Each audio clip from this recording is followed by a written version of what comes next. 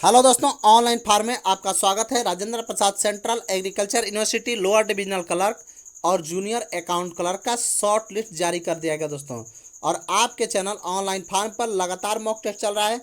आज mock test का 34वां दिन है। ठीक है दोस्तों, आज जो है लेकर आए हैं 3 महत्वपूर्ण चैप्टर की व्याख्या स्पेशल। ठीक है दोस्तों, यानी 3 महत्वपूर्ण चैप्टर आपको पूरी व्याख्या सहित पढ़ा देंगे इसी मॉक टेस्ट में। ठीक है दोस्तों, और इसके अलावा हिंदी व्याकरण और जनरल नॉलेज के 60 प्रश्न भी कराएंगे। ठीक है, और तो ये वीडियो जरूर देखिएगा क्योंकि ये वीडियो आपके लिए काफ़ी इंपॉर्टेंट होने वाला है। आधा व्याकरण आज खत्म करने वाला है। तो चलिए दोस्तों वीडियो शुरू करते हैं। वीडियो शुरू करने से पहले यदि आप चैनल पर नए होंगे तो चैनल को सब्सक्राइब करके बेल आइकन को जरूर दबा लीजिएगा ताकि आरपीसीए से संबंधित इसी तरह की पल पल की अपडेट आपको प्राप्त होती रहे। चलिए दोस्तों वीडियो शुरू करते हैं और दिखाते हैं पहला क्वेश्चन। तो देखिए दोस्तों, पहला क्वेश्चन है वर्तमान हिंदी का प्रचलित रूप क्या है। ऑप्शन ए है खड़ी बोली, बी है अवधी, सी है देवनागरी और डी है ब्रज भाषा। ठीक है, तो वर्तमान जो हिंदी का प्रचलित रूप है वह कौन सा है, तो वह है खड़ी बोली। क्या है, खड़ी बोली, यानी ए आंसर बिल्कुल करेक्ट हो जाएगा। ठीक है, चलिए 2 नंबर देखिएगा दोस्तों। नागरी प्रचारणी सभा का स्थापना वर्ष क्या है। ऑप्शन ए है 1917, बी है 1902, सी है 1857 और डी है 1893। ठीक है, इसका आंसर क्या हो जाएगा दोस्तों, इसका आंसर हो जाएगा डी, यानी नागरी प्रचारणी सभा का जो है स्थापना वर्ष 1893 बिल्कुल करेक्ट है। ठीक है, चलिए 3 नंबर देखिएगा दोस्तों। इनमें से कौन सा तद्भव है।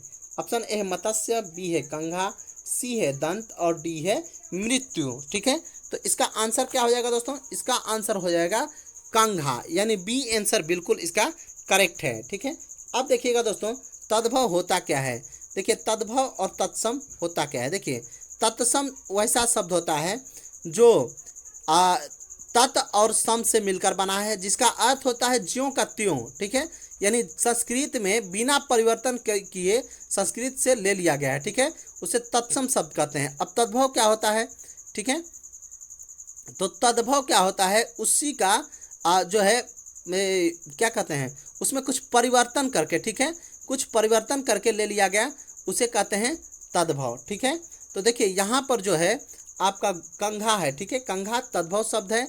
ऐसे ही जैसे तद्भव कह सकते हैं घोटक, तो घोटक क्या है, ये संस्कृत से एकदम बिना परिवर्तन किए ले लिया गया है और इसी का जब तद्भव बनाएंगे तो घोड़ा हो जाएगा, यानी उसमें धीरे धीरे परिवर्तन, जैसे हम लोग बोलने में क्या है परिवर्तन कर देते हैं। ठीक है, जैसे जब इंडस शब्द से हिंद हो गया। ठीक है, इसी तरह लोग आए, जब हमारा ये हिंदुस्तान जो बना था तो पहले इंडस था, उसको धीरे धीरे बोलने के क्रम में गलतियां करते करते हम लोग उसको हिंद बना दिए। बाद में जो मुगल क्या बोलते हैं अरब जब आए तो उसको हिंदुस्तान कहने लगे, हिंदू प्लस स्थान जोड़ दिए, हिंद प्लस स्थान। ठीक है, तो इस तरह करते करते ये लोग जो है चेंज होते गया। ठीक है, वैसे ही पहले जो संस्कृत शब्द था घोटक, इसको क्या किए बाद में बोलते बोलते घोड़ा कहने लगे। गृह, ठीक है, तो गृह क्या था, संस्कृत शब्द था, बिना परिवर्तन के लिया गया था। लेकिन अब जो है इसमें जो है इसका तद्भव रूप क्या हो जाएगा, घर। अब धीरे धीरे उसको हम लोग बदल दिए। ठीक है, तो यानी तद्भव तत्सम क्या है, जैसे पहले का जैसे का तैसे ले लिया गया संस्कृत से। ठीक है, और फिर उसको जब कुछ उसमें परिवर्तन आ गया तो उसे तद्भव कह दिया गया। ठीक है, चलिए उम्मीद है समझ में आ रहा होगा। ठीक है, चलिए 4 नंबर देखिएगा दोस्तों। 4 नंबर, संज्ञा, सर्वनाम, विशेषण, क्रिया विशेषण आदि के साथ लगने वाला प्रत्यय कौन सा है। तो इसका ऑप्शन है तद्धित प्रत्यय, पन प्रत्यय, स्त्री प्रत्यय और डी है कत प्रत्यय। इसका आंसर क्या हो जाएगा दोस्तों, इसका आंसर हो जाएगा तद्धित प्रत्यय। क्या हो जाएगा, तद्धित प्रत्यय, यानी ए आंसर बिल्कुल सही है। देखिए दोस्तों प्रत्यय होता क्या है, किसी भी शब्द के अंत में लगकर और उसके अर्थ में एक नया अर्थ यानी एक परिवर्तन ला देता है। ठीक है, उसे क्या कहते हैं, प्रत्यय कहते हैं। ठीक है, तो जैसे किसी के भी अंत में लगता है और उसमें जो है परिवर्तन, एक नया परिवर्तन लाकर बनाता है एक नया शब्द। ठीक है, उसे प्रत्यय कहते हैं। ठीक है, नीचे जो है पूरी व्याख्या के साथ आपको समझाने वाला है। ठीक है, तो लास्ट तक बने रहिएगा और पूरा देखिएगा क्योंकि 3 चैप्टर आज क्लियर हो जाएगा आपका हिंदी व्याकरण का, और उस 3 चैप्टर से कभी आपका एक भी क्वेश्चन नहीं फंसेगा। ठीक है, पूरा उदाहरण सहित आपको दिखाएंगे। ठीक है, चलिए नेक्स्ट क्वेश्चन देखिएगा। लेखन के आधार पर हिंदी में कुल वर्णों की संख्या कितनी है? ठीक है, ऑप्शन ए है 47, बी है 15, सी है 52 और डी है 57, यानी 47, 50, 52 और 57। लेखन के आधार पर बताना है दोस्तों, इसका ध्यान रखना है। ठीक है, तो लेखन के आधार पर हिंदी में कुल वर्गों की संख्या, वर्णों की संख्या, यहाँ पर वर्गों हो गया, वर्णों की संख्या कितनी हो जाएगी? वर्णों की संख्या कितनी हो जाएगी दोस्तों? तो यहाँ पर जो है 47 क्या हो जाएगा? 47 है। क्या है? 47 है। लेखन के आधार पर क्या है? 47, यानी एप्पल बिल्कुल इसका करेक्ट आंसर हो जाएगा। ठीक है, चलिए 6 नंबर देखिएगा दोस्तों। अर्थ के विचार से संज्ञा कितने प्रकार की होती है? ऑप्शन ए है 3, बी है 5, सी है 7 और डी है 9। आपको अर्थ के आधार पर बताना है दोस्तों। तो अर्थ के आधार पर संज्ञा कुल कितने हो जाएंगे दोस्तों? तो अर्थ के आधार पर 5 प्रकार के संज्ञा होते हैं। ठीक है, अब वो 5 प्रकार के संज्ञा कौन कौन से होते हैं दोस्तों, नीचे जरूर पूरा बताएंगे, तो नीचे तक आप बने रहिए, आपको सारा क्लियर हो जाने वाला है आज। ठीक है, चलिए 7 नंबर देखिएगा। परा, परा उपसर्ग का क्या अर्थ है? ऑप्शन ए है भीतर, बी है उल्टा, सी है आसपास और डी है बाहर। ठीक है, तो इसका आंसर क्या हो जाएगा दोस्तों? इसका आंसर हो जाएगा उल्टा। क्या हो जाएगा? उल्टा। परा उपसर्ग का अर्थ होता है उल्टा। ठीक है, चलिए 8 नंबर देखिएगा। उपसर्ग आपको पता होगा दोस्तों, क्योंकि पिछले वीडियो में आपको बताए हैं, फिर से बताते हैं। देखिए उपसर्ग क्या है? किसी भी शब्द के पहले लगकर और उसके अर्थ में परिवर्तन ला देता है, वो उसमें क्या होता है? उपसर्ग कहलाता है। ठीक है, चलिए 8 नंबर देखिएगा। आज बहुत पानी गिरा, कैसा वाक्य है? ऑप्शन ए है मिश्र वाक्य, बी है सरल वाक्य, सी है अर्ध वाक्य और डी है संयुक्त वाक्य। तो इसका आंसर क्या हो जाएगा दोस्तों? इसका आंसर हो जाएगा डी, यानी संयुक्त वाक्य। ठीक है, आज बहुत पानी गिरा एक संयुक्त वाक्य है। दोस्तों आज जो है वाक्य को जो है नहीं कवर किए हैं, अगले क्लास में जो है वाक्य को कवर करेंगे, और एक दो चीज़ है कारक को, वाक्य को, इस सब चीज़ों का कवर कर लेंगे। ठीक है, संधि को, 3 चैप्टर को आज जो किए हैं वो आपको कुछ ही समय में सामने दिखेगा। ठीक है, चलिए दिए गए वाक्यांश में अनेक शब्द के लिए एक शब्द का चयन करना है। पेट की अग्नि। ठीक है, तो ऑप्शन है मंदाग्नि। क्या है? मंदाग्नि। बी है बड़वाग्नि, सी है दवाग्नि और डी है जठराग्नि। इसका आंसर क्या हो जाएगा दोस्तों? देखिए इसमें 3 ऊपर नीचे हो गया दोस्तों, ए यहाँ है, बी यहाँ है, सी यहाँ है और डी यहाँ है। तो इसका आंसर क्या हो जाएगा? बड़वाग्नि। क्या हो जाएगा? बड़वाग्नि, यानी सी आंसर बिल्कुल करेक्ट है, लेकिन ये बी में दिया हुआ है बड़वाग्नि, इसको देख लीजिएगा आप लोग अच्छे से। ठीक है, तो इसका आंसर क्या हो जाएगा? बड़वाग्नि। चलिए नेक्स्ट देखिएगा 10। मृदुल का विलोम शब्द क्या होगा? मृदुल का विलोम शब्द क्या होगा? ऑप्शन ए है कठोर, बी है कठिन, सी है रुच और डी है खराब। तो मृदुल का विलोम क्या हो जाएगा दोस्तों? रुच। क्या हो जाएगा? रुच। अब विलोम शब्द आप लोगों को जहाँ तक पता होगा दोस्तों, विलोम शब्द का मतलब होता है सीधा उल्टा शब्द उसके। ठीक है, यानी उसका अर्थ एकदम उल्टा निकले। ठीक है, वही हो जाएगा विपरीत या उल्टा ही विलोम कहलाता है। ठीक है, चलिए 11 नंबर देखिएगा। तो मृगांक में आप लोगों को बताना है कि प्रायवाची मृगांक का क्या होगा। ऑप्शन ए है मृग, बी है कलोल, सी है सुधाकर और डी है लोचन। प्रायवाची का मतलब होता है समानार्थी, यानी उसी तरह का शब्द। ठीक है, प्रायवाची शब्द कहलाता है। ठीक है, तो चलिए इसका आंसर क्या हो जाएगा दोस्तों? मृगांक का इसका हो जाएगा सुधाकर। क्या हो जाएगा? मृगांक का आंसर क्या हो जाएगा? सुधाकर। इसका प्रायवाची शब्द क्या है? सुधाकर, यानी सी आंसर बिल्कुल सही हो जाएगा। चलिए 12 नंबर देखिएगा। निम्नलिखित पदांश को ध्यानपूर्वक पढ़ना है और इसके बाद प्रश्नों का उत्तर देना है। ठीक है, इस पदांश को अच्छे से पढ़िएगा, मैं पढ़कर आपको सुना देता हूँ। अगहन दिवस घटा निसी बाढ़ी, दूभर रैनी जाई किमी गाढ़ी। अब यही बिरह दिवस भाराती, जरौं बिरह जस दीपक बाती। कापय हिया जनावे सियु, तो पैजाई होई संग पीऊ। घर घर चीर रचे सब काहू, मोर मोर रंग रूप रंग लेगा नाहू, मोर रूप रंग लेगा नाहू। पलटी त बहुरा गा जो बिछाई, अबहू फिरे फिरे रंग सोई। सियारी अग्नि बिरहिन हिय जारा, सुलुगी सुलुगी दगधय होई छारा। यह दुख दगध न जाने कंतु, जोबन जन्म करे भस्मंतु। पियऊ पीऊ सौ कहेऊ संदेशड़ा, हे भौरा हे काग। सो धनी बिरहे जरी मुई, तेही का धुआं हमह लाग। ठीक है, चलिए ये था आपका एक जो है पदांश था। इसको एक बार अच्छे से आप लोग पढ़ लीजिएगा। ठीक है, और यहाँ पर नहीं पढ़ पाएंगे तो आप लोगों को जो है जब मिलेगा आपको पीडीएफ, तो पीडीएफ में अच्छे से पढ़िएगा और तब समझकर आंसर दीजिएगा। देखिए, तो इसमें पहला क्वेश्चन है, दूभर रैनी जाई किमी गाढ़ी में कौन सा अलंकार है? ऑप्शन ए है उपमा, बी है वक्रोक्ति, सी है संदेह और डी है रूपक। तो इसका आंसर क्या हो जाएगा दोस्तों? 12 का आंसर हो जाएगा वक्रोक्ति। क्या हो जाएगा? वक्रोक्ति अलंकार है। अब अलंकार क्या होता है, बहुत लंबा चैप्टर है और पूरा आपको नीचे बताने वाले हैं। ठीक है, तो वहाँ पर पता चलेगा कि कैसे होगा। ठीक है, चलिए 13 नंबर देखिएगा। यही विरह दिवस भाराती में कवि क्या कहना चाहता है? अगहन के महीने में विरह वेदना रात की तरह बढ़ गई है। बी है अगहन मास में रातें लंबी हो गई है, दिन छोटे हो गए हैं। सी है अगहन मास में विरह की अधिकता के कारण नागमती दुर्बल हो गई है। और डी है उपरोक्त सभी। यानी ये जो है, अब यही विरह दिवस भाराती में कवि का क्या कहना है, कवि क्या सोच रहा है। ठीक है, तो ये सारी बातें वो कहना चाहता है कि अगहन के महीने में विरह वेदना रात की तरह बढ़ गई है, रातें लंबी हो गई है, दिन छोटे हो गए हैं, विरह की अधिकता के कारण नागमती दुर्बल हो गई है।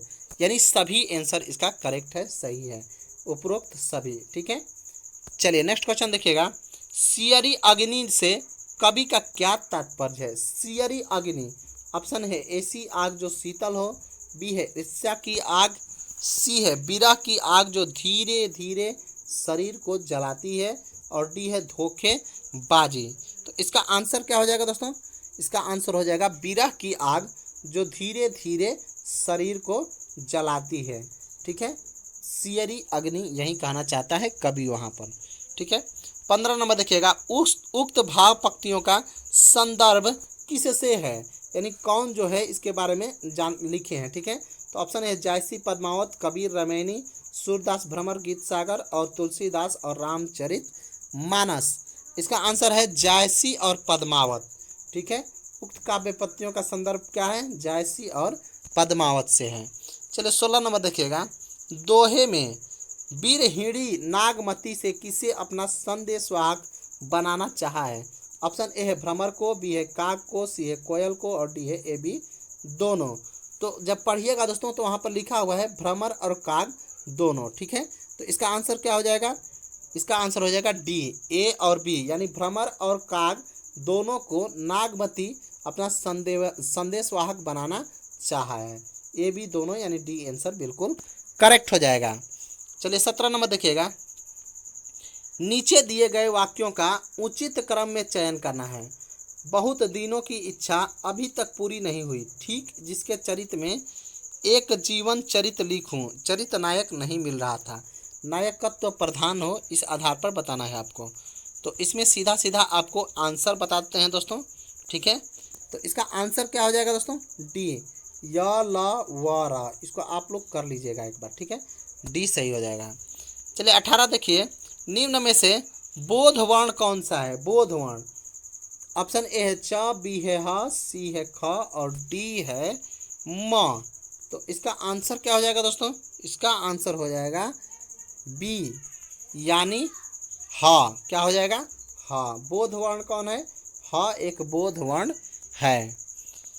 चलिए 19 देखिएगा। हिंदी वर्णमाला में मूल स्वर कितने होते हैं? ऑप्शन ए है 8, बी है 7, सी है 6 और डी है 9। ठीक है, तो हिंदी वर्णमाला में मूल वर्ण कितने होते हैं?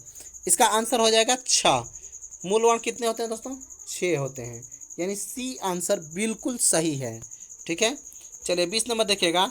अखिल भारतीय हिंदी साहित्य सम्मेलन की स्थापना कब की गई? ऑप्शन ए 1911, बी है 1900, सी 1909 और डी है 1910। तो इसका आंसर क्या हो जाएगा दोस्तों? अखिल भारतीय हिंदी साहित्य सम्मेलन की स्थापना 1910 में की गई थी, यानी डी आंसर बिल्कुल करेक्ट और सही है। चलिए 21 नंबर देखिएगा, सदोष उत्तमता और निर्दोष मध्यमता में कौन सा अधिक ग्राह्य है? यह किसके द्वारा किया गया प्रश्न है? ऑप्शन ए है टी.एस. एलियट, लोंगिनुस, प्लेटो, अरस्तु। ठीक है, तो इसका आंसर क्या हो जाएगा दोस्तों? लोंगिनुस के द्वारा ये किया गया कथन है। ठीक है, चलिए 22 नंबर देखिएगा, अपभ्रंश को पुरानी हिंदी कहने वाले प्रथम लेखक कौन थे? ऑप्शन ए है रामचंद्र शुक्ल, बी है चंद्रधर शर्मा गुलेरी, सी है शिव सिंह सेंगर और डी है जॉर्ज ग्रियर्सन। ठीक है, तो इसका आंसर क्या हो जाएगा? चंद्रधर शर्मा गुलेरी अपभ्रंश को पुरानी हिंदी कहते वाले व्यक्ति हैं, लेखक हैं। ठीक है, चलिए 23 नंबर देखिएगा, आरक्षण से पूरा समाज टुकड़ों में बट गया है और जातीय विद्वेष की ज्वाला से जैसे पूरा समाज जल रहा है, इसे कौन सा वाक्य कहेंगे? वाक्य बताना है दोस्तों। ऑप्शन ए है मिश्र वाक्य, बी है संयुक्त वाक्य, सी है सरल वाक्य और डी है आज्ञावाचक वाक्य। तो इसका आंसर क्या हो जाएगा दोस्तों? इसका आंसर है संयुक्त वाक्य। आपको संयुक्त वाक्य के बारे में पहले भी बताए हैं कि कहीं से जोड़ा जाता हो। ठीक है, कुछ उसमें जैसे और लगाकर या फिर एवं लगाकर ऐसे कुछ करके जोड़ा जाता है, तो वह पूरा जो है क्या होता है? संयुक्त वाक्य हो जाता है। चलिए, पूजा को नौकरी नहीं करनी है, इसके स्थूलांकित अंश में है। ऑप्शन ए है कर्म कारक, बी है संप्रदान कारक, सी है कर्ता कारक और डी भी है कर्ता और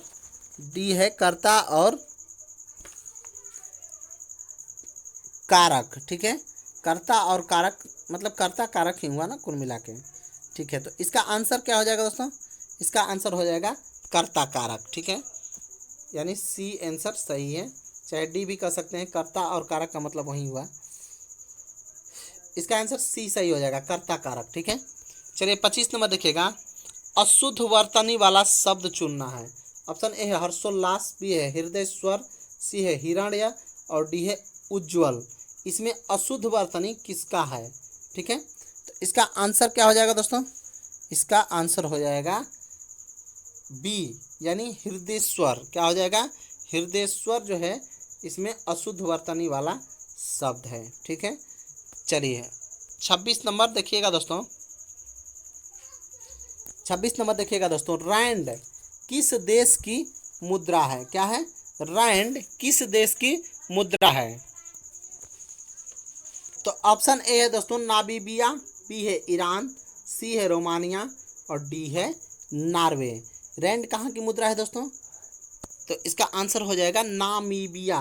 ठीक है, रैंड जो है नामीबिया की मुद्रा है। अब सुनिएगा दोस्तों, यहाँ पर दो तरह की मुद्रा प्रचलित है, नामीबियाई डॉलर और दक्षिणी अफ्रीकी रैंड। ठीक है, शेष देश की मुद्राएं अलग अलग है। ठीक है, यहाँ दो तरह की मुद्राएं होती है, तो नामीबियाई डॉलर और दूसरा होता है दक्षिण अफ्रीकी रैंड। ठीक है, तो नामीबिया के डॉलर क्या है? रैंड है।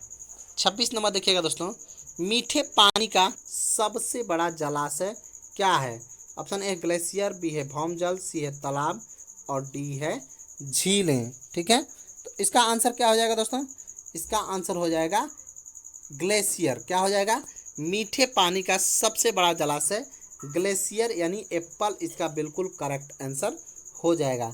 देखिए दोस्तों, पृथ्वी पर कुल जल लगभग 97.3% जल सागर में पाया जाता है। ठीक है, और पृथ्वी पर जो उपस्थित कुल जल का केवल 2.8% ही जल है जो ताज़ा जल है, और पृथ्वी पर विद्यमान कुल ताज़ा जल का 3/4 जल ग्लेशियर के रूप में जमा है। इस प्रकार ग्लेशियर पृथ्वी का दूसरा सबसे बड़ा जलाशय और पृथ्वी पर ताज़े जल का सबसे बड़ा जलाशय है। ठीक है, तो इस तरह आप समझ सकते हैं कि 97.3% जल सागर में पाया जाता है, 2.8% जल जो है ताज़ा जल है और उसका 3/4 ग्लेशियर ही है। तो सबसे बड़ा जलाशय कौन हो गया? ग्लेशियर हो गया। चलिए अगला देखते हैं 28 नंबर, सूत्र निम्न में से किस वेद में है? ठीक है, अगला क्वेश्चन है कि यज्ञ सूत्र निम्न में से किस वेद में है? ऑप्शन ए सामवेद, बी है ऋग्वेद, सी है यजुर्वेद और डी है अथर्ववेद। ठीक है, तो इसका आंसर क्या हो जाएगा दोस्तों? इसका आंसर हो जाएगा यजुर्वेद। क्या है? यजुर्वेद, यानी सी आंसर बिल्कुल सही हो जाएगा। ठीक है, सी आंसर बिल्कुल सही हो जाएगा। चलिए नेक्स्ट देखते हैं दोस्तों, गांधार मूर्ति कला की सर्वोत्तम कृतियां कब प्रकट हुई थी? ऑप्शन ए है मौर्य काल में, बी है कुषाण काल में, सी है गुप्त काल में और डी है हर्ष काल में। ठीक है, तो इसका आंसर क्या हो जाएगा दोस्तों? इसका आंसर हो जाएगा कुषाण काल में। ठीक है, यानी बी आंसर इसका बिल्कुल सही हो जाएगा। देखिए दोस्तों, जो कुषाण काल है, इस वंश के संस्थापक कुडुल कटफिशस थे। कौन थे? कुडुल कटफिशस। और इसमें सबसे जो है प्रतापी राजा कौन था? कनिष्क था, जो 78 ईस्वी में गद्दी पर बैठा और इसी पर गद्दी पर बैठने के साथ ही इसने एक संवत प्रारंभ किया था, जिसे शक संवत के नाम से जाना जाता है। ठीक है, और कला की जहाँ तक बात करें तो गंधार शैली, मथुरा शैली का विकास भी कनिष्क के काल में ही हुआ था। ठीक है, चलिए अगला क्वेश्चन देखिएगा, 30 नंबर, महाबलीपुरम में समुद्र तट पर मंदिर किसने बनवाया था? ठीक है, ऑप्शन ए है महेंद्र वर्मन प्रथम, बी है नरसिंह वर्मन प्रथम, सी है नंदी वर्मन द्वितीय और डी है दंडी वर्मन। ठीक है, तो इसका आंसर क्या हो जाएगा दोस्तों? इसका आंसर हो जाएगा नरसिंह वर्मन प्रथम। क्या हो जाएगा? नरसिंह वर्मन प्रथम, यानी बी आंसर बिल्कुल सही हो जाएगा। ठीक है, चलिए 31 नंबर देखिएगा दोस्तों, वीडियो बहुत लंबा हो जाएगा। आप लोग कह रहे थे कि सर इसका जो है आप एक्सप्लेन कर दिया कीजिए, तो मैं एक्सप्लेन तो कर दूंगा, लेकिन वीडियो बहुत लंबा हो जाएगा, आप लोग पूरा देख नहीं पाइएगा। ठीक है, थोड़ा मैं जल्दी जल्दी करने की कोशिश करता हूँ। ठीक है, चलिए, गीता का फारसी में अनुवाद किसने कराया था? ठीक है, ऑप्शन ए है शाहजहां, बी है अकबर, सी है मुराद और डी है दारा सिको। ठीक है, तो इसका आंसर क्या हो जाएगा दोस्तों? इसका आंसर हो जाएगा दारा सिको। गीता का फारसी अनुवाद किसने कराया था? दारा सिको। ठीक है, चलिए नेक्स्ट क्वेश्चन देखिएगा, 32 में सती प्रथा समाप्त करने वाला पुर्तगाली गवर्नर कौन था? ऑप्शन ए है अल्बुकर्क, बी है काबराल, सी है एल्मीडा और डी है डी ब्रेगेंजा। ठीक है, इसका आंसर क्या हो जाएगा दोस्तों? इसका आंसर हो जाएगा अल्बुकर्क। सती प्रथा को समाप्त करने वाला पुर्तगाली गवर्नर कौन था? अल्बुकर्क, यानी एप्पल आंसर बिल्कुल सही हो जाएगा। 33 नंबर देखिएगा, भारत का सबसे दक्षिण में स्थल कौन सा है? ऑप्शन ए कन्याकुमारी, बी है रामेश्वरम, सी है धनुषकोटी और डी है इंदिरा पॉइंट। ठीक है, तो इसका आंसर क्या हो जाएगा दोस्तों? देखिए, क्षेत्रफल की दृष्टि से भारत का सबसे बड़ा राज्य कौन सा है दोस्तों? राजस्थान। ठीक है, और इसके अलावा राजस्थान जो है इसका जो क्षेत्रफल है आपका 3,42,239 वर्ग किलोमीटर है, जबकि जनसंख्या में सबसे बड़ा राज्य कौन सा है? उत्तर प्रदेश। अब क्षेत्रफल की दृष्टि से सबसे छोटा राज्य कौन सा है? तो गोवा। ठीक है दोस्तों, और सबसे कम जनसंख्या वाला राज्य कौन सा है? सिक्किम। ठीक है दोस्तों, तो इसका आंसर क्या हो जाएगा दोस्तों? इसका आंसर हो जाएगा दक्षिण में स्थल कौन सा है, ये पूछा हुआ है। इसका आंसर हो जाएगा इंदिरा पॉइंट, यानी डी आंसर बिल्कुल सही है। ठीक है, चलिए 34 नंबर देखिएगा, लाल सागर और भूमध्य सागर को जोड़ने वाला जलडमरू मध्य कौन सा है? ठीक है दोस्तों, लाल सागर और भूमध्य सागर को जोड़ने वाला जलडमरू मध्य, ऑप्शन ए है पनामा जलडमरू मध्य, बी है स्वेज जलडमरू मध्य, सी है पाक जलडमरू मध्य और डी है बेरिंग जलडमरू मध्य। ठीक है दोस्तों, तो इसका आंसर क्या हो जाएगा? स्वेज जलडमरू मध्य। क्या है? लाल सागर और भूमध्य सागर को जोड़ने वाला जलडमरू मध्य कौन है? स्वेज जलडमरू मध्य, यानी बी आंसर बिल्कुल सही है। चलिए 35 नंबर देखिएगा, पश्चिमी तट के ऊपरी भाग को क्या कहते हैं? ऑप्शन ए है करोमंडल तट, बी है मलाबार तट, सी है कोंकण तट, डी है उत्तरी सरकार। ठीक है, तो इसका आंसर क्या हो जाएगा दोस्तों? इसका आंसर हो जाएगा सी, यानी कोंकण तट। क्या कहता है? कोंकण तट, यानी सी आंसर बिल्कुल सही हो जाएगा। 36 नंबर देखिएगा दोस्तों, 36 नंबर देखिएगा, निम्न में से किसको ऑस्ट्रेलिया का लाफिंग जैक कहते हैं? ऑप्शन ए प्लेटिपस, बी है कुकाबारा, सी है कोआला और डी है लायर पक्षी। ठीक है, डी है लायर पक्षी। इसका आंसर क्या हो जाएगा दोस्तों? इसका आंसर हो जाएगा बी, यानी कुक्काबारा। क्या हो जाएगा? कुक्काबारा, बी आंसर बिल्कुल करेक्ट हो जाएगा। ठीक है, चलिए 37 नंबर देखिएगा दोस्तों, ऊपरी मृदा की अधिकतर मात्रा बनाई गई है अग्नि सेल से, अवसादी सेल से, केंद्रित सेल से और जैविक अपभ्रंशन द्वारा। ठीक है, तो इसका आंसर क्या हो जाएगा दोस्तों? ऊपरी मृदा का जो अधिकतर मात्रा है वह अवसादी सेल से बनाई गई है, यानी अवसादी सेल है ऊपर में। ठीक है, अवसादी सेल। आग्नेय शेल काफ़ी कठोर होता है दोस्तों। केंद्रित शेल जो होता है आपको संगमरमर वगैरह सब केंद्रित शेल है, ठीक है। तो ये जो है बदलाव आता है धीरे धीरे इसमें, वो केंद्रित शेल है, ठीक है। चलिए 38 नंबर देखिएगा, भारत में सबसे बड़ा राज्य क्षेत्रफल की दृष्टि से कौन सा है? ऑप्शन ए है मध्य प्रदेश, बी है राजस्थान, सी है महाराष्ट्र और डी है आंध्र प्रदेश। अभी कुछ समय पहले ऊपर जो एक्सप्लेन किए हैं उसमें आंसर इसका बताए हैं दोस्तों। इसका आंसर क्या हो जाएगा? राजस्थान। क्या हो जाएगा? राजस्थान। क्षेत्रफल की दृष्टि से सबसे बड़ा राज्य कौन सा है? राजस्थान। चलिए 39 नंबर देखिएगा, निम्न में से कौन सा मानव विकास सूचक का आयाम नहीं है? इसमें नहीं देखना है दोस्तों। ऑप्शन ए जीवन प्रत्याशा, बी है ज्ञान, सी है सामाजिक स्थिति और डी है जीवन स्तर, ठीक है। तो इसका आंसर क्या हो जाएगा दोस्तों? इसका आंसर हो जाएगा सामाजिक स्थिति। जीवन प्रत्याशा, ज्ञान और जीवन स्तर जो है आपके मानव विकास सूचक का आयाम है, जबकि सामाजिक स्थिति मानव विकास सूचक आयाम नहीं है, ठीक है। चलिए यानी सी आंसर इसका बिल्कुल करेक्ट हो जाएगा। 40 नंबर देखिएगा, निम्न में से किसको केंद्रीय सरकार के वर्तमान राजस्व में शामिल नहीं किया जाता है? ऑप्शन ए है कर राजस्व, बी है करेतर राजस्व, सी है ऋण और डी है ऋण का भुगतान, ठीक है। तो इसका आंसर क्या हो जाएगा दोस्तों? इसका आंसर हो जाएगा ऋण। ऋण को जो है केंद्र सरकार वर्तमान राजस्व में शामिल नहीं करती है, ठीक है। यानी सी आंसर बिल्कुल सही हो जाएगा, ठीक है। चलिए 41 नंबर देखिएगा, पूरक वस्तुओं को की मांग को क्या कहा जाता है? ऑप्शन ए है संयुक्त मांग, बी है व्युत्पन्न मांग, सी है प्रत्यक्ष मांग और डी है तिर्यक मांग, ठीक है। तो इसका आंसर क्या हो जाएगा दोस्तों? संयुक्त मांग। क्या हो जाएगा? संयुक्त मांग। यानी एप्पल बहुत सही आंसर है, एकदम करेक्ट आंसर है, ठीक है। चलिए 42 नंबर देखिएगा, यह आह्वान, ठीक है, यह आह्वान किसने किया है कि प्रकृति को वापस जाओ? ऑप्शन ए प्लेटो, बी है एरिस्टोटल, सी है रूसो और डी है हॉब्स। तो किसने किया है दोस्तों? इसका आंसर हो जाएगा रूसो। रूसो जो थे उन्होंने कहा था कि प्रकृति को वापस जाओ, यानी सी आंसर बिल्कुल बिल्कुल करेक्ट आंसर हो जाएगा।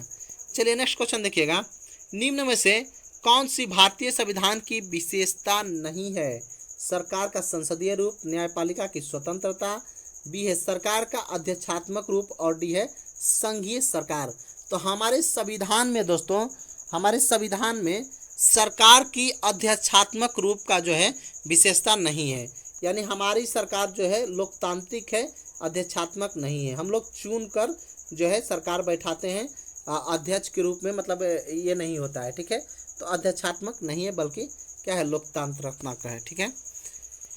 चलिए 44 देखिएगा, पंचायती राज प्रणाली किस सिद्धांत पर आधारित है? ऑप्शन है केंद्रीकरण, बी है विकेंद्रीकरण, सी है ये दोनों और डी है इनमें से कोई नहीं। इसका आंसर क्या हो जाएगा दोस्तों?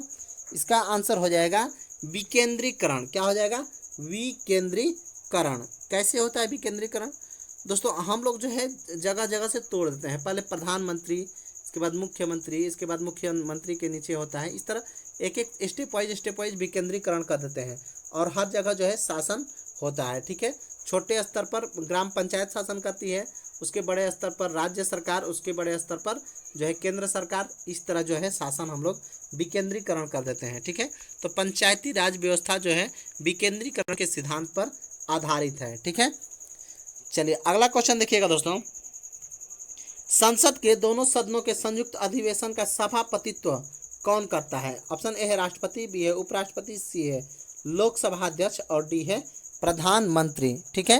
तो इसका आंसर क्या हो जाएगा दोस्तों? दोनों सदनों की संयुक्त अधिवेशन लोकसभा अध्यक्ष जो है सभापतित्व करता है। और ये जो है संयुक्त अधिवेशन जब सदनों में किसी बात को लेकर सहमति नहीं रहती है तब जो है बुलाया जाता है और राष्ट्रपति इसको बुलाते हैं, ठीक है। चलिए नेक्स्ट क्वेश्चन देखिएगा, कोई विधेयक धन विधेयक है या नहीं, ये निर्णय कौन करता है? ऑप्शन ए वित्त मंत्री, सी है राष्ट्रपति, डी है सी है राज्यसभा अध्यक्ष और डी है लोकसभा अध्यक्ष। तो इसका आंसर क्या हो जाएगा दोस्तों? इसका आंसर क्या हो जाएगा? बहुत आसान सा इसका आंसर है दोस्तों, लोकसभा अध्यक्ष। ये फेमस क्वेश्चन है, हमेशा आता है। तो कोई धन विधेयक है या नहीं, इसका निर्णय लोकसभा अध्यक्ष करते हैं, ठीक है। इसमें वो अपना मत भी दे सकते हैं, ठीक है। चलिए 47 नंबर देखिएगा, रीट जारी किए जाते हैं किसके द्वारा? ऑप्शन ए सर्वोच्च न्यायालय, बी है उच्च न्यायालय, सी है राष्ट्रपति और डी है सर्वोच्च न्यायालय और उच्च न्यायालय दोनों के द्वारा। ठीक है, तो देखिए जो है रीट 5 प्रकार के होते हैं रीट। ठीक है, तो ये रीट कौन जारी करता है? सर्वोच्च न्यायालय भी करता है और उच्च न्यायालय भी करता है। ठीक है, तो इसका आंसर क्या हो जाएगा? डी आंसर हो जाएगा। ठीक है, चलिए 48 नंबर देखिएगा, वर्गीकरण का प्राकृतिक सिस्टम किस वनस्पति विज्ञानी ने प्रस्तुत किया था? ऑप्शन ए है भारतीय, बी है जर्मन, सी है स्वीडिश और डी है ब्रिटिश। ठीक है, तो इसका आंसर क्या हो जाएगा दोस्तों? इसका आंसर हो जाएगा वर्गीकरण का जो प्राकृतिक सिस्टम ब्रिटिश वैज्ञानिक ने किया था। ठीक है, यानी डी आंसर इसका बिल्कुल करेक्ट हो जाएगा। चलिए 49 नंबर देखिएगा, निम्नलिखित में कौन सा प्रघटना यह निर्णय लेने में सहायक होती है कि प्रकाश एक अनुप्रस्थ तरंग है? ठीक है, ऑप्शन ए है व्यतिकरण, बी है विवर्तन, सी है ध्रुवीकरण और डी है अपवर्तन। ठीक है, तो इसका आंसर क्या हो जाएगा दोस्तों? ध्रुवीकरण। ध्रुवीकरण के कारण प्रकाश एक अनुप्रस्थ तरंग है, ये हम पता कर लेते हैं, यानी सी आंसर बिल्कुल सही हो जाएगा। चलिए 50 नंबर देखिएगा, रोम के सभी रूपों को और क्या कहते हैं? ऑप्शन है फ्रीवेयर, बी है मिडिलवेयर, सी है फर्मवेयर और डी है शेयरवेयर। ठीक है, तो इसका आंसर क्या हो जाएगा दोस्तों? इसका आंसर हो जाएगा फर्मवेयर। ठीक है, समझिएगा कैसे फर्मवेयर हो जाएगा। देखिए रोम, पी रोम तथा ईपी रोम्स सभी शामिल है। यह एक परमानेंट सॉफ्टवेयर प्रोग्राम होता है जिसमें रोम के सारे रूप आ जाते हैं। ठीक है दोस्तों, तो रोम के सभी रूपों को फर्मवेयर कहा जाता है, यानी सी आंसर सही हो जाएगा। तो चलिए दोस्तों अब शुरू करते हैं आज का जो है पूरा ये जो है चैप्टर। तो देखिए दोस्तों, सबसे पहले हम अब तत्सम शब्द की बात करेंगे। ठीक है, तत्सम शब्द के बारे में देखिए, तत्सम शब्द क्या होता है? यह जो है तत् और सम दो शब्दों से मिलकर बना है, जिसका अर्थ होता है ज्यों का त्यों। ठीक है, जिन शब्दों को संस्कृत से बिना किसी परिवर्तन के ले लिया जाता है उसे तत्सम शब्द कहते हैं। इसमें ध्वनि का परिवर्तन नहीं होता है। ठीक है, जैसे देखिए हिंदी, बांग्ला, मराठी, गुजराती, पंजाबी, तेलुगु, कन्नड़, मलयालम इत्यादि। अब देखिए तद्भव शब्द की बात करें, समय और परिस्थितियों की वजह से तत्सम शब्दों में जो परिवर्तन आ जाता है उसे ही तद्भव शब्द कहते हैं। ठीक है दोस्तों, ये सारा पीडीएफ आपको टेलीग्राम के लिंक में मिल जाएगा, टेलीग्राम पर मिल जाएगा। तो आप लोग यदि टेलीग्राम से अभी तक नहीं जुड़े हैं तो टेलीग्राम से ज़रूर जुड़ जाइएगा जरूर जुड़ जाइएगा। वहाँ पर सारा पीडीएफ आपको चैप्टर वाइज 10-12 दिन में आपको सारा उपलब्ध करा देंगे। ठीक है दोस्तों, तो वहाँ पर जरूर जुड़िए और साथ में यदि चैनल सब्सक्राइब नहीं किए हैं तो दोस्तों प्लीज़ सब्सक्राइब जरूर कर लीजिएगा। चलिए तद्भव शब्द की बात करते हैं। तो देखिए समय और परिस्थिति की वजह से तत्सम शब्द में ही कोई परिवर्तन आ गया धीरे धीरे। ठीक है, तो वह क्या हो गया? तद्भव। ठीक है, अब ऐसे शब्द कौन से हो सकते हैं? तत्सम और तद्भव शब्दों को पहचानने के कुछ नियम है। ठीक है दोस्तों, पहला नियम है तत्सम शब्दों के पीछे 6 वर्ण का प्रयोग होता है और तद्भव शब्दों के पीछे ख या छ का प्रयोग होता है। ये वाला छ जो है आपको तत्सम शब्दों के पीछे प्रयोग होगा, जबकि ये वाला ख और ये वाला छ शब्द जो है आपको तद्भव शब्दों के पीछे प्रयोग होगा। दूसरा नियम है तत्सम शब्दों में स्र का प्रयोग होता है और तद्भव शब्दों में स का प्रयोग होता है। ठीक है, अगला है तत्सम शब्दों में तालव्य स का प्रयोग होता है, जबकि तद्भव शब्दों में स का प्रयोग होता है। ठीक है, चलिए अगला है तत्सम शब्दों में डंटे स का प्रयोग होता है और इसमें जो है री का प्रयोग होता है। ठीक है, यहाँ पर देखिएगा री। ठीक है, अब देखिए तत्सम शब्दों में र की मात्रा का प्रयोग होता है, जबकि तत्सम शब्दों में व का प्रयोग होता है, तद्भव शब्दों में ब का भी प्रयोग होता है। ठीक है, नीचे आपको उदाहरण दिखाएंगे दोस्तों, आप लोग अभी बने रहिएगा। तत्सम शब्द तद्भव शब्द के उदाहरण इस प्रकार हैं। अ या आ से शुरू होने वाले तत्सम और तद्भव शब्द। अब देखिए अ और आ से शुरू होने वाले तत्सम और तद्भव शब्द, जैसे आम्र। ठीक है, देखिए आम्र का आम, आश्चर्य का अचरज, अच्छी का आँख। ठीक है, अमूल का अमोल, अग्नि का आग, अंधेरा का अंधकार, अगम का अगम्य, आधा का अर्ध्य, अकस्मात का अचानक। ठीक है, बहुत सारा लंबा सा है, तो ये सारा आपको पीडीएफ में पढ़िएगा। बहुत जो है आपको इतना दे दिए हैं दोस्तों उदाहरण कि आप लोग क्लियर हो जाइएगा। ठीक है, और याद कर लीजिएगा तो लड़ेगा भी सीधा सीधा एग्जाम में। देखिए ई और ई से शुरू होने वाले तत्सम और तद्भव शब्द इच्छु, ईख, ईर्ष्या, ईर्षा, इष्टिका, ईंट। ठीक है, ऊ और ऊ से शुरू होने वाले तत्सम और तद्भव शब्द, उलूक उल्लू, ऊंचा उच्च, उज्जवल उज्ज्वला, ठीक है, ऊंट उष्ट ऊंट, ठीक है। ऐसे ही ए और ए से शुरू होने वाले तत्सम और तद्भव शब्द, एकादश 11, एला इलायची, री से शुरू होने वाले तत्सम और तद्भव शब्द, रिच रिच, क और ख से शुरू होने वाले तत्सम और तद्भव शब्द, किरण किरण किरण, कुपुत्र कपूत, कर्म काम, काट कौवा, ठीक है, ऐसे शब्द, ठीक है। चलिए ये हो गया तत्सम और तद्भव। यहाँ पर देख लीजिएगा सारा आपको ऑप्शन में मिल जाएगा, ठीक है। इसके बाद देखिए दोस्तों, नीचे आते हैं, तत्सम तद्भव को समाप्त करते हैं दोस्तों। आप लोग इसको जो है पीडीएफ में देख लीजिएगा, इस तरह वीडियो बहुत लंबा हो जाएगा यदि पूरा बताने लगे, ठीक है दोस्तों। और आप लोग पूरा वीडियो देखते तो हैं नहीं, तो इसलिए आप लोग इसका जो है पीडीएफ ले लीजिएगा, टेलीग्राम लिंक ज्वाइन कर लीजिएगा और चैनल को सब्सक्राइब कर लीजिएगा, ठीक है। चलिए अब जो है आते हैं संज्ञा के बारे में, ठीक है दोस्तों। संज्ञा क्या होता है? देखिए संज्ञा, सबसे पहले संज्ञा वह विकारी शब्द है, संज्ञा वह विकारी शब्द है जिससे किसी वस्तु भाव जीव नाम का बोध होता है। किसी प्राणी वस्तु स्थान भाव के नाम को ही संज्ञा कहते हैं, ठीक है। अब देखिए संज्ञा का उदाहरण क्या हो जाएगा, जैसे प्राणियों के नाम मोर, घोड़ा, घाट, महात्मा गांधी इत्यादि। वस्तुओं का नाम की बात करें तो किताब, रेडियो, चद्दर आदि। स्थानों के नाम की बात करें तो दिल्ली हो गया, कुतुब मीनार, ताजमहल। भाव के नाम की बात करें तो वीरता, बुढ़ापा, मिठास, खट्टा, ये सब क्या है? सब संज्ञा है। संज्ञा के भेद कितने होते हैं दोस्तों? देखिए संज्ञा के मुख्यतः 5 भेद होते हैं, ठीक है। कौन सा? व्यक्तिवाचक, जातिवाचक, भाववाचक, समूहवाचक और द्रव्यवाचक। देखिए व्यक्तिवाचक क्या है? इंग्लिश में इसको नाउन कहते हैं संज्ञा को, और ये होता है proper noun, common noun, abstract noun, collective noun और मटेरियल नाउन, ठीक है। तो इंग्लिश हम लोगों को पढ़ना नहीं है, पहली बात तो। अब देखिए व्यक्तिवाचक संज्ञा होता क्या है? जिस शब्द से किसी विशेष व्यक्ति, वस्तु या स्थान के नाम का बोध हो उसे ही व्यक्तिवाचक संज्ञा कहते हैं। जैसे व्यक्ति का नाम संध्या, धर्मेश, सुरेश, सचिन, ये सब क्या है? किसी व्यक्ति का नाम है, ठीक है। तो किसी व्यक्ति, वस्तु या स्थान के नाम का बोध होता है तब उसे व्यक्तिवाचक संज्ञा कहते हैं, ठीक है। वस्तु का नाम जैसे गीता, रामायण, कार, घर इत्यादि। स्थान का नाम कच्छ, गुजरात, मुंबई, दिल्ली, महाराष्ट्र, पंजाब इत्यादि। दिशाओं के नाम की बात करें तो उत्तर, पश्चिम, पूर्व, दक्षिण। नदियों के नाम की बात करें गंगा, यमुना, सरस्वती, कावेरी। यानी किसी नाम का बोध होता है उसे ही क्या कहते हैं हम दोस्तों? उसे ही क्या कहते हैं? व्यक्तिवाचक संज्ञा, ठीक है। किसी खास व्यक्ति का नाम। जैसे देखिए यहाँ पर और भी उदाहरण हो सकते हैं। विकास फुटबॉल खेलता है, राम मेरा दोस्त है, प्रेमचंद्र एक उपन्यासकार है, ठीक है। अब देखिए चलिए आगे देखिए, जातिवाचक संज्ञा की बात करते हैं दोस्तों, कॉमन नाउन के बारे में। कॉमन नाउन देखिए, जिस सबसे पहले एक जाति के सभी प्राणियों या वस्तुओं का बोध होता है उसे जातिवाचक संज्ञा कहते हैं। देखिए एक शब्द से, जिस शब्द से किसी जाति के सभी, मतलब जितने भी एक हैं, जैसे बच्चा, तो जितने भी बच्चा हैं सभी बच्चा के बारे में बात कर रहे हैं दोस्तों। जानवर, तो जानवर में आपको भेड़, बकरी, गाय, भैंस सब आ जाएंगे, लेकिन सारे जानवर की बात करेंगे। और जब भेड़ की बात करेंगे तो एक भेड़ की ही बारे में बात कर रहे हैं, यानी व्यक्तिवाचक संज्ञा हो गया।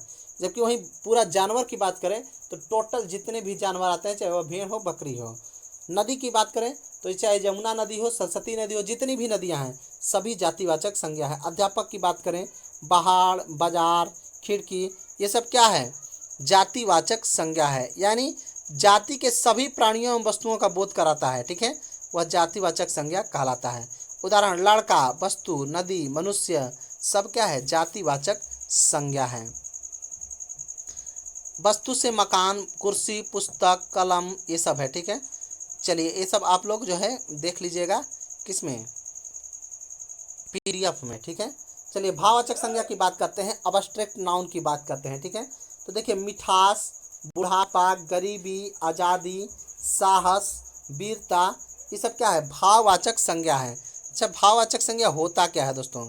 देखिए वह संज्ञा जिससे किसी शब्दों से किसी प्राणी के, पदार्थ के गुण, भाव, स्वभाव, अवस्था का बोध होता है उसे भाववाचक संज्ञा कहते हैं। जैसे भावनाओं में बहना हम लोग कहते हैं नॉर्मल में। जैसे प्यार, प्यार क्या है? एक भाव है, ठीक है। बुढ़ापा, बुढ़ापा क्या है? एक भाव है। जवानी, क्या है, एक भाव है। गरीबी क्या है, भाव है। आज़ादी क्या है, भाव है। मिठास क्या है, भाव है। तो जिसे भावों का बोध होता है, जैसे उत्साह, ईमानदारी। उत्साह से मन का भाव है, ठीक है। ईमानदारी से गुण का भाव है। बचपन से जीवनी और अवस्था और दशा का भाव है, ठीक है। समूहवाचक संज्ञा क्या होता है दोस्तों? देखिए, जिस संज्ञा शब्द से वस्तुओं के समूह या समुदाय का बोध होता है उसे समूहवाचक संज्ञा कहते हैं। अब समझिएगा दोस्तों थोड़ा सा यहाँ पर कि समुदाय या कैसे बोध होगा। देखिए, यदि बात करें हम लोग जनता, सभा, गुच्छा, मंडल, सेना, वर्ग, क्लास वर्ग वही हो गया, वर्ग, ठीक है। तो ये सारे क्या हैं, समूहवाचक संज्ञा हैं। यानी एक समुदाय की बात करता है, जैसे सेना, तो पूरे सेना की बात कर रहे हैं, बहुत लोगों का समूह है, ठीक है। ऐसे ही क्लास की बात करें, क्लास में बहुत सारे बच्चे बच्चियां रहती हैं, पूरा क्लास एक समूह है। जनता हो गया, सभा हो गया, वस्तुओं का समूह हो गया, चाबियों का गुच्छा हो गया, मंडल हो गया, ये सारे क्या हैं, समूह हैं। चलिए अगली बात करेंगे दोस्तों द्रव्यवाचक संज्ञा के बारे में, ठीक है। जो शब्द किसी धातु या द्रव्य का बोध कराते हैं उसे द्रव्यवाचक संज्ञा कहते हैं। जैसे कोयला, पानी, तेल, घी, ये सब क्या है, द्रव्यवाचक संज्ञा है। देखिए, मेरे पास सोने के आभूषण हैं, 1 किलो तेल लेकर आओ। मुझे दाल पसंद है, मुझे चांदी के आभूषण बहुत पसंद है। ये सब क्या है, द्रव्यवाचक संज्ञा है। यहाँ पर सोना, तेल, दाल, ये सब द्रव्य का बोध कराते हैं, ठीक है। अब तीसरा चैप्टर आपका आता है अलंकार, ठीक है दोस्तों। आप लोग लास्ट तक वीडियो में बने रहिएगा दोस्तों, क्योंकि ये तीनों चैप्टर आपके लिए इम्पोर्टेंट है और हमेशा प्रश्न पूछे जाते हैं, ठीक है। कल संधि लेकर आएंगे, ठीक है, संधि, समास और एक तो चैप्टर कोई ले लेंगे, 3 चैप्टर आपका कल भी क्लियर करेंगे, ठीक है। देखिए, अलंकार का महत्व क्या है। अलंकार शोभा बढ़ाने के साधन हैं। काव्य रचना में रस से पहले होना चाहिए और उस रसमयी रचना की शोभा बढ़ाई जा सकती है किसके द्वारा, अलंकारों के द्वारा। जिस रचना में रस नहीं होता है उसमें अलंकार का प्रयोग व्यर्थ होता है। जैसे निष्प्राण शरीर पर आभूषण व्यर्थ होता है, उसी तरह जिसमें रस नहीं होता है उसमें अलंकार का प्रयोग व्यर्थ होता है। देखिए, काव्य में अलंकारों का प्रयोग प्रयासपूर्वक नहीं होना चाहिए था, ठीक है। भार स्वरूप प्रतीत होने लगता है ऐसा होने पर, ठीक है। चलिए आगे बात करते हैं अलंकार के प्रकार। तो देखिए, अलंकार जो है सौंदर्य के आधार पर हम अलंकार के प्रकार के बारे में बात करेंगे। तो इसमें शब्दा अलंकार यानी शब्दों की सौंदर्यता यहाँ पर होती है, ठीक है। जहाँ काव्य में शब्दों का प्रयोग कर कविता में सौंदर्य और चमत्कार उत्पन्न कर दिया जाता है, वहाँ पर शब्दा अलंकार होता है, ठीक है। जैसे में देखिएगा, भुजबल भूमि भूप बिन किन्नी, इस उदाहरण में विभिन्न व्यंजनों का, विशिष्ट व्यंजन का प्रयोग हुआ है, ठीक है। और यह काव्य में सौंदर्य उत्पन्न हुआ है। यदि भूमि के बजाय उसका पर्यायवाची पृथ्वी, भूप के बजाय राजा प्रयोग कर दिया जाए तो सारा चमत्कार यहाँ पर खत्म हो जाता है, ठीक है। यानी कहने का अर्थ ये हुआ, पर्यायवाची का मतलब समानार्थी होता है। तो जहाँ पर भूमि, भुजबल भूमि जहाँ लिखा हुआ है वहाँ पर यदि पृथ्वी लिख दिया जाए तो थोड़ा अच्छा नहीं लगेगा, इसमें जो है सुंदरता समाप्त हो जाएगी, ठीक है। उसी तरह भूप के बजाय राजा कर दिया जाए तो भी थोड़ा सा जो है काव्य का चमत्कार कम हो जाएगा, सौंदर्य कम हो जाएगा। इसे शब्दा अलंकार कहा जाता है। देखिए, शब्दा अलंकार के भी कई भेद होते हैं। जैसे अनुप्रास अलंकार, ठीक है। वर्णों की आवृत्ति को अनुप्रास अलंकार कहते हैं। वर्णों की आवृत्ति के आधार पर वृत्त्यानुप्रास, छेकानुप्रास, लाटानुप्रास, श्रुत्यानुप्रास और अंत्यानुप्रास आदि इसके मुख्य भेद हैं, ठीक है। दूसरा है यमक। यमक एक ही शब्द की आवृत्ति बार बार हो, अधिक बार होती है, उसके अर्थ लेकिन भिन्न भिन्न होते हैं, उसे यमक अलंकार कहते हैं, ठीक है। तीसरा है श्लेष अलंकार। एक ही शब्द के कई अर्थ निकलते हैं और वहाँ श्लेष अलंकार होता है। ध्यान रखना ये है दोस्तों यहाँ पर कि यमक के शब्द आवृत्ति होती है और एकाधिक अर्थ होते हैं। मतलब यमक का शब्द जो है आवृत्ति होता है और उसके अलग अलग अर्थ होते हैं, जबकि श्लेष की जो है बिना शब्द की आवृत्ति के ही अधिक अर्थ होते हैं, ठीक है। तो इसका यहाँ पर ध्यान रखना है। चलिए अर्थालंकार की बात करें। जिस कविता में सौंदर्य और विशिष्टता अर्थ के कारण हो वहाँ अर्थालंकार होता है। जैसे चट्टान जैसे भारी स्वर, इस उदाहरण में चट्टान जैसे का अर्थ क्या होगा, चमत्कार उत्पन्न होता है। यदि इसके आधार पर शिला जैसे रख दिया जाए तो इसका अर्थ में अधिक अंतर नहीं आएगा, ठीक है दोस्तों। मैंने सब कुछ एक क्लियर आपको टाइप कर दिया है, एकदम समझा समझा कर टाइप किया है, ताकि आप लोगों को जब पीडीएफ पढ़ें तो भी क्लियर समझ में आए। ठीक है, चलिए। कभी कभी शब्दालंकार और अर्थालंकार दोनों के योग से काव्य में चमत्कार आ जाता है, उसे उभया अलंकार कहते हैं। अर्थालंकार के भेद कौन कौन है? उपमा।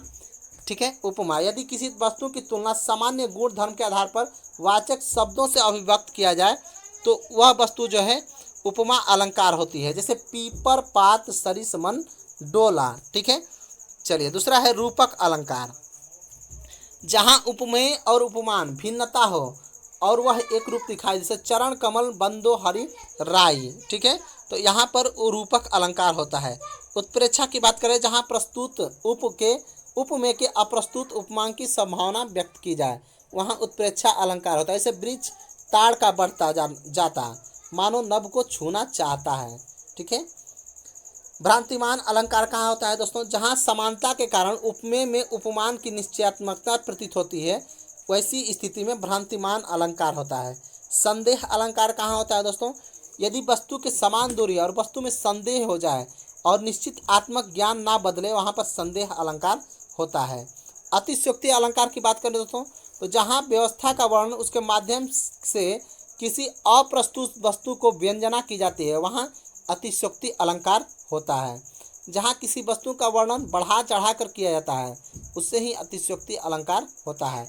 जैसे हनुमान की पूछ में लगन न पाई लागी अंका सिगरी जल जाई नए निशाचर भागे।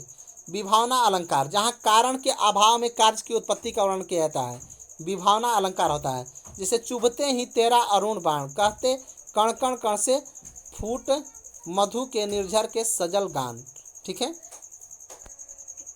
अगला है दोस्तों मानवीकरण। ठीक है, जहाँ मूर्त या अमूर्त वस्तुओं का वर्णन सजीव प्राणियों या मनुष्यों की क्रियाशीलता के भांति वर्णन किया जाता है, वहाँ पर मानवीकरण अलंकार होता है। अर्थात सजीव निर्जीव में सजीव के गुणों का आरोपण किया जाता है, वहाँ पर मानवीकरण अलंकार होता है। ठीक है दोस्तों, अब अलंकार का जो है भेद विस्तार में पढ़ेंगे। ठीक है दोस्तों, तो अलंकार का भेद जो है कल अब विस्तार में पढ़ेंगे, क्योंकि वीडियो बहुत लंबा हो गया है। मैं कोशिश कर रहा था कि वीडियो जितना छोटा हो, लेकिन वीडियो लंबा ही होता जा रहा है और अलंकार बहुत लंबा चैप्टर है। ठीक है दोस्तों, तो चलिए इसके बारे में अब जो है आगे कल बात करेंगे। ये सारा आपको पीडीएफ मिल जाएगा। ठीक है, और कल जो है अनुप्रास अलंकार से फिर से पढ़ेंगे अच्छे से। ठीक है, और इसके बाद आपको समास और संधि भी साथ में लेकर कल आने वाले हैं। तो चलिए दोस्तों, आप लोग टेलीग्राम से ज़रूर जुड़िए, और साथ में आपको लिंक में आपको डिस्क्रिप्शन में लिंक मिल जाएगा गूगल पे अथवा फ़ोनपे का। तो यदि आप कुछ हेल्प करना चाहते हैं ऑनलाइन फार्म को, तो ज़रूर हेल्प कीजिए, क्योंकि दोस्तों अभी तक ऑनलाइन फार्म को किसी तरह का जो है रेवेन्यू नहीं मिलता है यूट्यूब की तरफ से। ठीक है दोस्तों, तो आप लोग हेल्प ज़रूर कीजिए, क्योंकि दोस्तों आप लोगों के लिए इतना मेहनत किया जाता है। दोस्तों सारा जो है एक बार टाइप किया जाता है, फिर टाइप करने के बाद 2-3 घंटे टाइप करने में लगते हैं, फिर आपको वीडियो के माध्यम से बताया जाता है। इसके अलावा पीडीएफ उपलब्ध कराया जाता है। आप लोगों ने कहा था मैथ रीजनिंग, मैंने मैथ रीजनिंग का भी पीडीएफ उपलब्ध कराया था, लेकिन सुबह से मैं ये देख रहा हूँ कि कोई कमेंट आए, कोई पूछे कि सर इसका आंसर क्या होगा, लेकिन अभी तक कोई पूछा नहीं है, तो हमने आंसर भी नहीं दिया है। ठीक है दोस्तों, तो चलिए आज के लिए इतना रखते हैं, फिर मिलेंगे एक नई वीडियो में एक नई सोच के साथ। तब तक के लिए खुश रहिए, घर पर बने रहिए और तैयारी मजबूत करते रहिए, ताकि एग्ज़ाम में आप सेलेक्ट होइए। चलो दोस्तों, थैंक यू।